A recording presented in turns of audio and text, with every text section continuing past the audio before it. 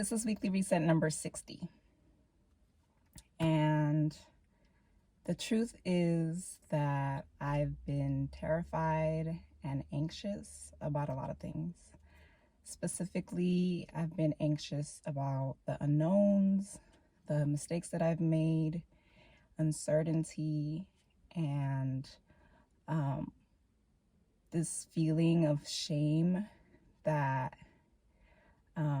creates feelings of pain that seems to cascade at every point in which I attempt to make a change. So in wanting to cultivate qualities of self-care, self-confidence, congruency,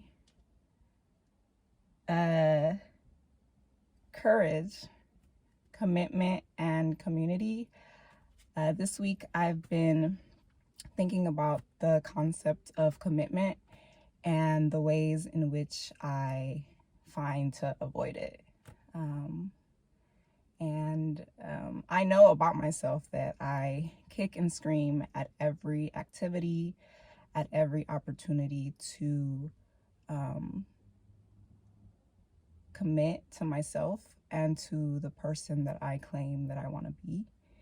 And a lot of that is rooted in shame, guilt over broken promises that I've made to myself that I've gone on to break, and feeling like I can't trust myself, I can't believe myself. And that then leads to hiding myself and hiding from myself. So there's a lot about myself that I don't know.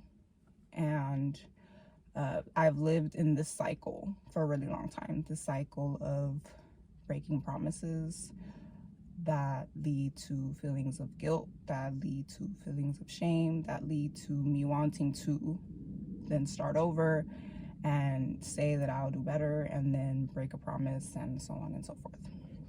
And I find myself now with this inner conflict of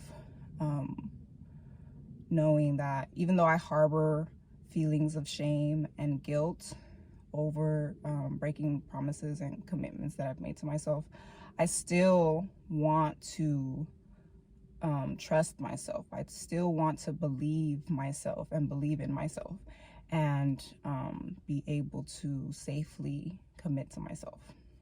So how do I go about doing that now? How do I go about cultivating commitment as a quality that I own?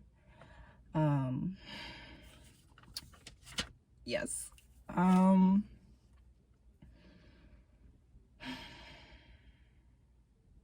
So slowly over time, this happens by forgiving myself, forgiving my past selves for not being able to, not knowing how to,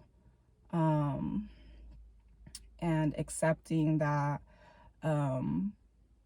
I had only a certain amount of tools to work with, and that lends itself to my ability and capacity to be able to commit. And accepting that in my present moment, I have a little bit more that I can offer to myself in that way. And so that gives me the energy, that gives me the courage, that gives me the ability to renew my efforts, my accountability to myself, and to keep trying. So it starts there. It starts with forgiveness, acceptance, continuing to try with my present resources, my present tools, my present support, and then committing to seeing tasks to completion. That'll be the next thing. Seeing tasks to completion. With the present tools and resources that I have, I know that I can, in a work environment, say let's work on a task that I can get done in under 2 minutes. Let's work on the hardest task or the most difficult task first before we do anything else. And or I can batch similar tasks and get those done more efficiently. So that's a strategy that I can implement to be able to see tasks to completion. And then I'll be able to have the belief within myself that I can then continue and do other things as well. And then I can build further trust with myself by asking questions of myself and where I am and what I need and why I'm taking a particular course of action, and reflecting on the results of those actions.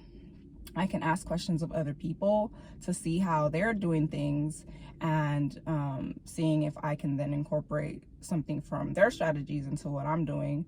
And then just asking like straight up for help from other people. Delegating tasks might be helpful for me instead of trying to take everything on all the time. Yeah, instead of getting down on myself about not being able to do all the things, I can ask for help. I can ask for assistance and not carry this big weight all on my own. So I know and I believe that I can commit to myself in a greater capacity, and that'll then allow me to feel more confident in my work, to feel more confident to reach out to other people, and to better take care of myself. So that's all that I have to share for today. Thank you for listening, and I'll be back soon. Peace.